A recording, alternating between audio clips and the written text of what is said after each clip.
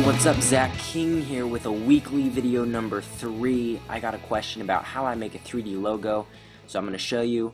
I just came out with a 3D text tutorial using the replicator, and that's what we're going to do here today. Very similar, but I've got a few preferences that I like to change. So I've got my Facebook logo added to the canvas here. Turned on snapping by hitting shift so I can get in the center here. What I'm going to do is go ahead and replicating this guy. It's all messy, but that's okay. Come into your inspector, replicator tab, check 3D. Now under your shape, go to box, and we're going to change our rows to 1 and our columns to 1. And our ranks, I'm going to go back to 60. Now you're going to see what happens when I use the replicator and we're in 3D. Make sure you add a camera or get into 3D by checking this box icon right there. So what I'm going to do is rotate the replicator, and you're going to see it's a lot of layers. Now, okay, let's say we added 100 on the replicator for ranks. You could do something like that, but at that point you're not getting much detail. So I'm going to keep it around 60, 65. And what I'm going to do for the effect, though, I'm not going to rotate all the way, but let me just put it back where it was here.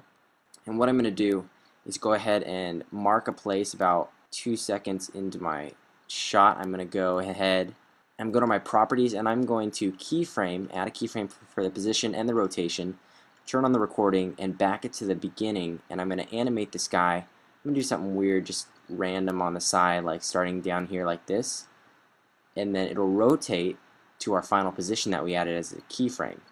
And what I did is I also added a camera movement, so you can go back to 60 frames. I actually had the camera end a little after. It adds a little more coolness to the effect. Go ahead to the position, add a keyframe, hit record, go back, and let's zoom in the camera here.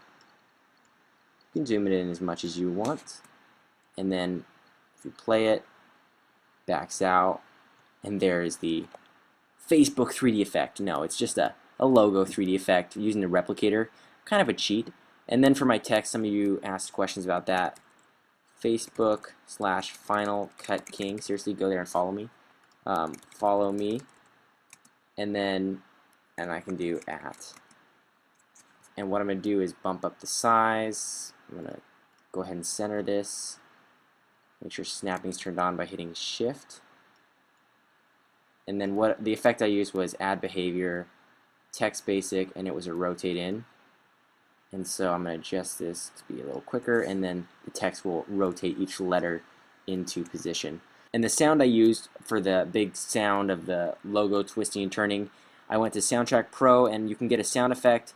It's called stone dragging, I think. So just go to Soundtrack Pro and search stone, and it'll come up. It's one of the top 2 results. There's 2 variations, so that's the sound effect I used.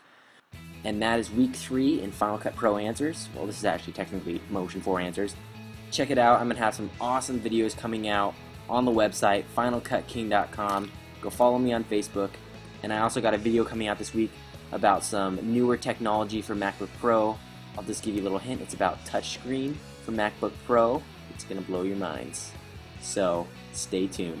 Keep the questions coming. I'll see you guys in the next video.